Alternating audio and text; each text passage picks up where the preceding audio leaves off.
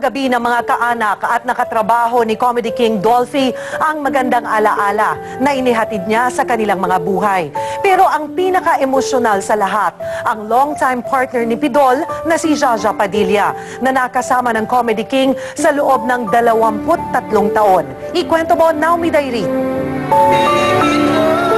Emosyonal ang pagbibigay parangal ng mga kaanak, kaibigan at nakatrabaho sa nag-iisang hari ng komedya na si Dolphy kagabi. Sa eulogy, una nagsalita ang aktres na si Nova Villa na nakatrabaho ni Dolphy sa Home Along the Riles ng mahigit 1 dekada. 5 taon naming magkasama. Ako po'y nagpapasalamat kay Tito Dobbs. For me, I will not say goodbye to Tito Dobbs because goodbye is painful. I will say, happy trip. Inalala naman ni Eric Quezon ang mga huling araw ng ama sa ospital kasama ang 17 pa niyang mga kapatid. The last month has been like a real blessing because I think this is what my dad wanted to happen for us to be together. Nagkaroon ng kaunting tawanan na magpasalamat si Eric sa mga opisyal ng TV5 na tumulong sa ama. I'd like to thank also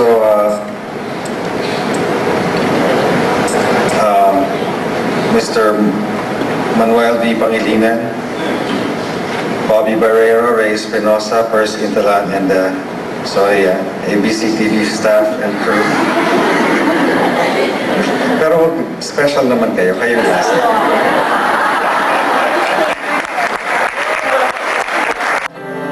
Huling nagsalita ang naging partner ni Dolphy na si Jaja Padilla. Paakyat pa lang ng entablado, hindi na napigilan ng aktres na maiyak. Kwento ni Jaja, 6 hanggang 8 taong ininda ni Dolphy ang sakit niyang chronic obstructive pulmonary disease o COPD. 2.5 years ago, sinabi na sa amin na stage 4 na siya ng COPD. Kinailangan namin kausapin lahat ng mga anak niya. At mula nun talaga, naramdaman ko na talagang isang tunay kaming pamilya. Hindi rin nakalimot ang aktres na pasalamatan ang Kapatid Network. The management of TV5 who continued to give Dolphy his salary throughout the remainder of his life. Thank you for the respect you gave his name, for renewing his contract despite knowing he could never take it again. Aminado si Shasha, hindi naging madali ang pagsasama nila ni Dolphy sa loob ng 23 taon. Pero lubos ang pasasalamat niya sa pagmamahal na ibinigay ng Comedy King. To Dolphy, thank you very much for being so proud of me, for giving me my 2 girls, for being so thoughtful. Hindi po naging madali lahat ng yon, pero he was worth it. Tinapos si Jaja ang eulogy sa isang madamdaming kanta. Through the years, you've never let me down. You've turned my life around. Naomi Dairit, News 5.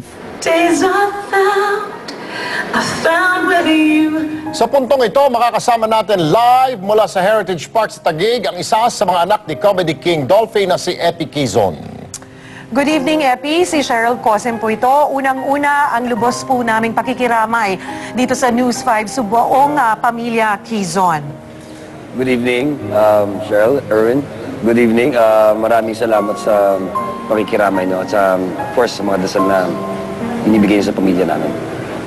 Epi, paano nyo kinakaya ang bawat araw na wala na ang iyong ama? Ano yung pinakamasayang alaala mo sa kanya? I'm sorry? Paano mo inaalala ang iyong ama? I'm sure na napakahirap ito para sa inyo. Paano nyo ito kinakaya, Epi? Actually, mahirap yung pag naririnig namin yung mga... Kasi pinaplay dito yung mga kanta niya. Pag naririnig namin yung boses niya, flashback lang na parang nandyan lang siya sa kabilang kwarto na anytime pwede mo siyang tawagan, anytime pwede kang magsabi sa kanya ng whatever you want to tell him in any topic, di ba? And then he will always have an answer. So pag narinig namin yung boses na parang ha? Hindi na siya sasagot ulit. So puro yung kanta na lang na yun ang narinig mo. So yun yung masakit, yung alam mong he's not there to give you advices anymore. And he was great in giving those. And he's great in lifting your spirit in your parang pinaka mababang moments ng buhay mo. Siya yung taong talagang pag mababang spirit mo, tawagan mo lang siya, meron siyang sasabihin at bababa mo yung telepono na nakangiti. And dun yung siguro yung sakit sa mga kapatid ko, sa akin, sa mga apo niya, na yun talaga yung alam mong puro recorded na yung boses na maririnig mo. Epi, sabi mo nga ay napakarami niya nga itinuro at ibinilin sa inyo. Ano yung pinakamahalagang aral na natutunan mo sa iyong ama? Ako, actually, naalala ko one time, tinawag niya ako kasi parang, siguro napansin niya parang lumalaki ng konting ulo ko o medyo nagiging masyadong, basta parang gano'n. Tinawag niya ako sa tabi niya, tapos parang, sinabi lang niya, alam mo, Epi, masarap lumipad. Sabi niya, lumipad na rin ako before. Pero once you feel that na lumilipad ka, tumingin ka sa lupa, pag hindi nakaapak yung paa mo sa lupa, ipako mo. Kasi mahirap lumanding pag masyadong mataas ang lipad mo. Epi, go ahead. Yes, sorry. Yeah, halos isang buwan si Mang Dolphy sa ospital at matapang niyang nilabanan yung kanyang sitwasyon sa ICU. Kailan dumating yung punto na kailangan ng tanggalin yung life support niya? Nung wala ng life, actually. Ang nangyari kasi, hindi naman yung life support ang ang nangyari, the medicine won't help him anymore. So, hindi na siya pwedeng bigyan ng dose ng medicine that keeps it reaches maximum, its limit. So, hindi na namin pwedeng ibigay yung medicine that keeps the blood pressure up.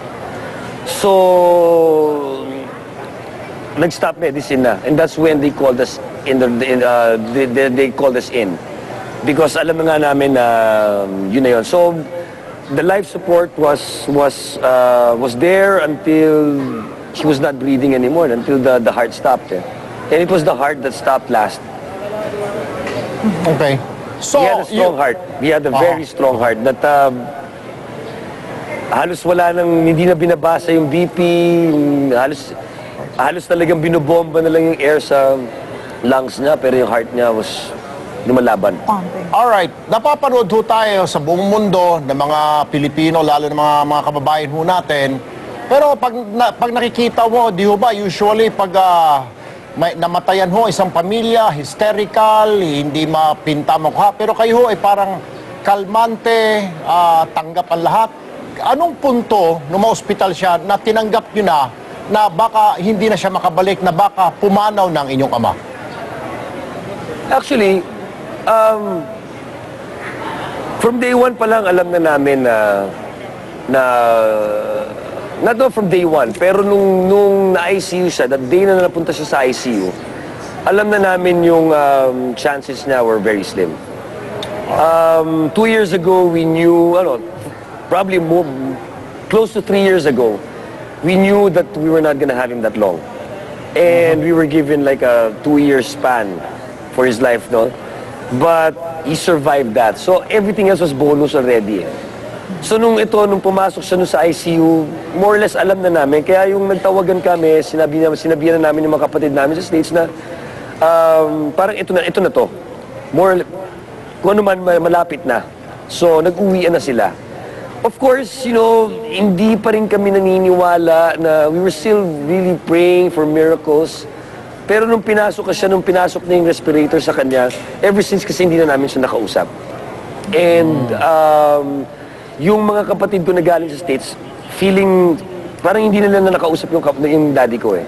And what we were actually really praying for is yung makausap lang namin siya ulit. Yung magkaroon ba kami ng conversation bago man siya pumanaw. And that's when we kept on thanking people, and we said that the miracle worked because we were having actually actual conversations with him. Hindi nga na lumalabas yung salita niya sa bibig kasi naka-trichotomy na siya. Pero, pag tinanong mo siya, meron siyang yes, may no siya. Pag nag-kiss yung mga girls sa kanya, ginagano niya yung nguso niya. So, in a way, nakausap namin, nagkaroon ba ng sense of, Hope. hindi hope eh. It's more of the, we were able to say goodbye properly. Aha. We did not say goodbye. That's no. We never said goodbye. But we had moments with him before he met his maker. Alright, maraming salamat po, Epi Quezon. And thank you rin sa inyo. Thank you. God bless. Alright. Muli po ang lubos na pakikiramay ng News 5 sa pamilya Quezon.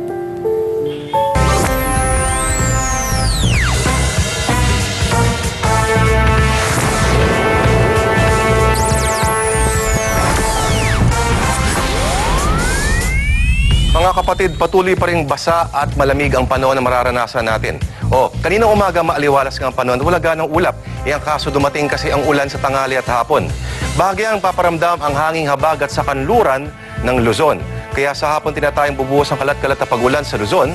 At mga kapatid, partikular na sa kanlurang bahagi ng Luzon tulad ng Zambales. Pero bago kumalat sa Metro Manila, Southern Tagalog at Bicol Region. Kaya sa mga dadayo sa Heritage Park bukas, magdala pa rin po kayo ng payong.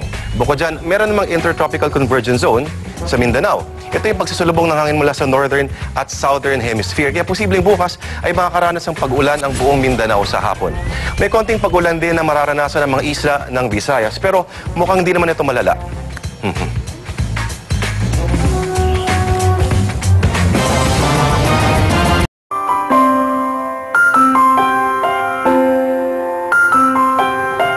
Nagpaabot po ng pagkikiramay ang TV5 chairman na si Manny V. Pangilinan sa mga naiwan ng Comedy King na si Dolphy. Mapaladaan niya ang TV5 na makatrabaho ang hari ng komedya. Dati nang nakasama ng TV5 si Pidol sa programa niyang Dance-O-Rama noong dekada 60. Sa pagbabalik ng Kapatid Network, bumalik din si Pidol sa programang Pidol's Wonderland noong 2010, ang kanyang huling programa sa telebisyon. Sa huling pagkakataon, lumabas si Pidol sa pinilakang tabing sa award-winning na pelikulang Rosario sa ilalim ng Studio 5. Si Dolphy ang gumanap bilang matandang Jesus, ang anak ni Rosario na lola ni TV5 Chairman Pangilinan. Ikinalulungkot man ang paglisa ng Comedy King, ayon kay Pangilinan, nakatatak na sa buhay ng mga Pilipino ang naging kontribusyon niya. I think Dolphy's forever, di ba? I mean, he's such a iconic figure. It's sad to see him go so soon. No? As a way of demonstrating to Mang Dolphy and to the family that we're there for him. No?